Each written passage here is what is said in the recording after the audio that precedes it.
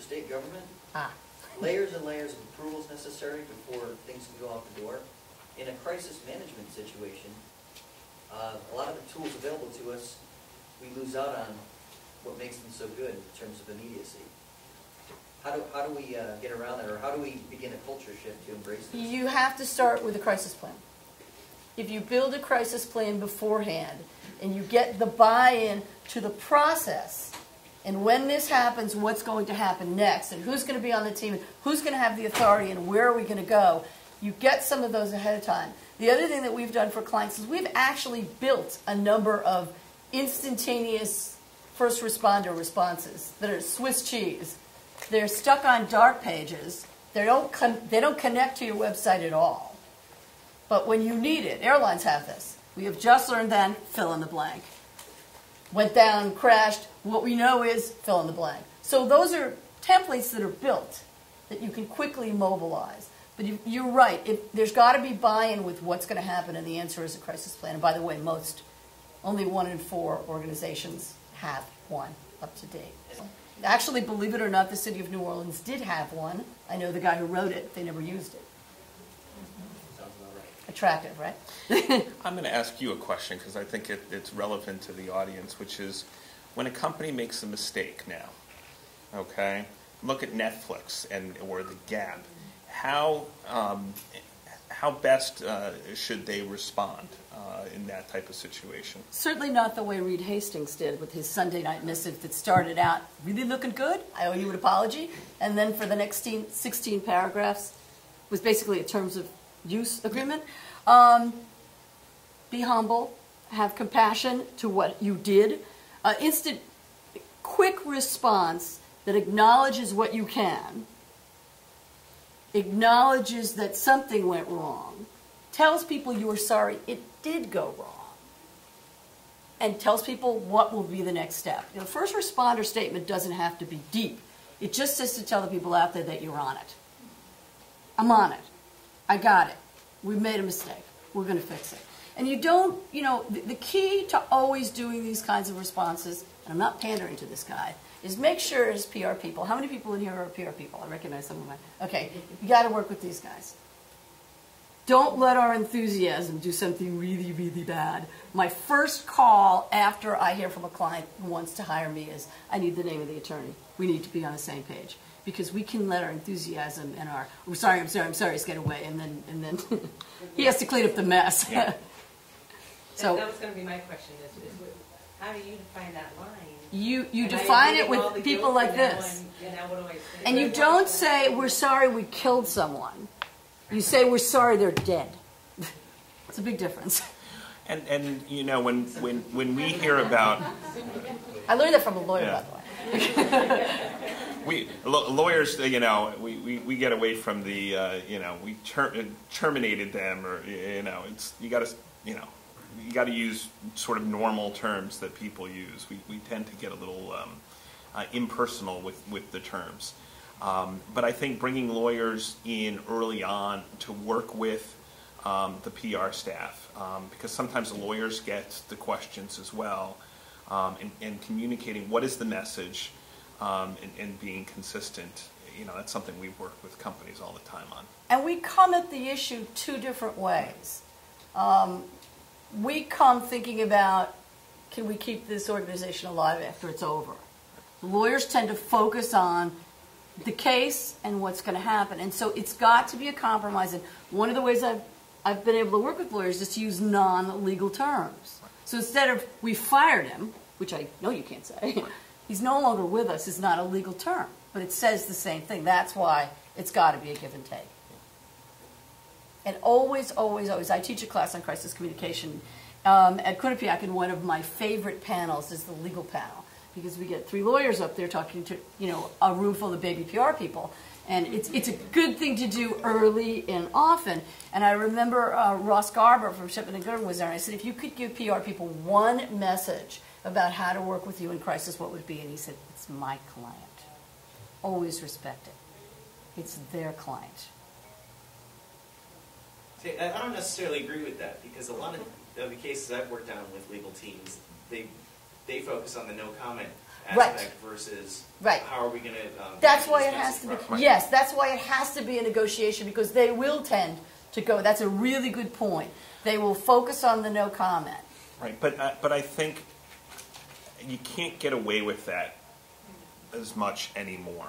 You can do the no comment, but by commenting. Amen. So, I'm sorry, I can't get into the specifics because it's an ongoing litigation. It doesn't say anything more than the no comment, but yet it's a response to that. So lawyers have been getting media training as well in terms of, moving beyond the no comment, because all that means is someone else is commenting about your case for you.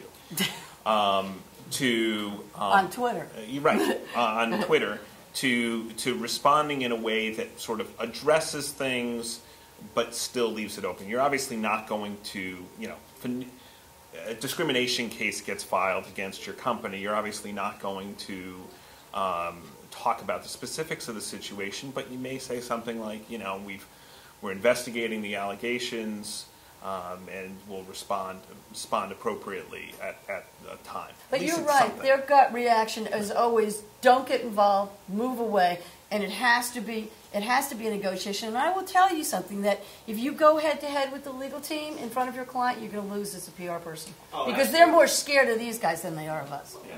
And one other side issue that has to do with if you're dealing with crisis communications and an attorney, in many cases, if the law firm hires you, their privilege extends to you. You, as PR people, can be deposed in a crisis. I live in fear of this moment. We don't have any privilege. And so I will always try to go in under the auspices of the law firm. It's not, nothing in the law is ironclad, is it? But it's been protected in many a case that then their privilege extends to me. So it's a nice little side I know that emails from the government side are considered public information, but can any of this other social media information be used as evidence? Yes. It can be. In fact, it's what I'll call the single biggest growth area for litigation right now is social media. I had a case within the last couple of weeks or so, and amazingly enough, a plaintiff in the case we were representing, the company, didn't put the privacy settings on their Facebook page, which, if you don't have your privacy settings on the Facebook page anymore, seriously, people, what are you doing? Because it's free game to look at it. So it's important to educate your employees that, anything you put on your social media page that you don't want on, as they say, on the front page of the New York Times, don't put it on there. And if you're hiring younger people who are coming out of college, one of the suggestions, and I've been giving the advice to the law students, is clean up your pages. If there's pictures that you don't want on there, remove them. And it's this education part. I don't think we're at. It's a continuum. Where we were 3 or 4 years ago is very different from where we are right now, and I don't think we know where it's going yet.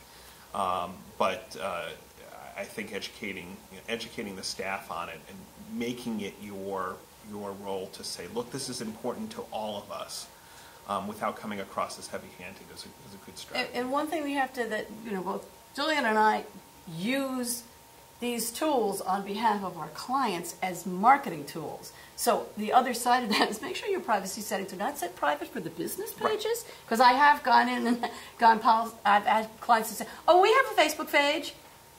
And in one, it was a private group. Can't use it as marketing if no one can hear. So it goes back to what Julian was saying. It's voice. You have one voice on your personal Facebook page. You have another voice on the business. But do check those privacy settings. Make sure that they are visible for clients. Yes? Are there any strategies, either crisis PR or legal strategies, for dealing with disgruntled former employees? No. I mean, the reality is that they have the megaphone, and one of the reasons that you take the lead in crisis communication is so that those people don't have the only voice on the block. If it's no comment, and they've got to write a story. It's really tough from a legal side, because if you take action against them. Maybe they're making false and defamatory statements beyond just the disgruntled, but they're really sending a wrong message. What are you going to do? You're going to sue them? Well, that's just going to embolden them even more and make them a cause celeb. So it's a very tough balancing act. I've told employers, look, you have to balance whether it's worth it. Litigation costs a lot of money nowadays. Is this what you want to be spending your money on? Or just let them sort of fade away? And it's... I want to add to that. I mean, you don't want to engage them in social Right, media. you don't want to engage. One of the best ways to stop a very public interchange on a Facebook page is to invite the person to talk with you offline. Especially if you've got a disgruntled customer, and if you do it right, they'll come back and say what a wonderful person you are. Going back to what Dan said, I actually once went to a social media conference where the guy was headlined as the guy who got fired from Google because he blogged. That's what he does for a living. He's the guy who got fired from Google because he blogged. So. Well, and the other thing is, you're never going to win the battle with them in the public forum if you engage them. You're just not on most of these people. Not all, but most. So if you start, trying to respond publicly to them, you're likely to lose. What some of our clients have had success with is getting the audience, your boosters, your followers, to engage that person and shutting them down. So it may be, someone else fighting that battle for you.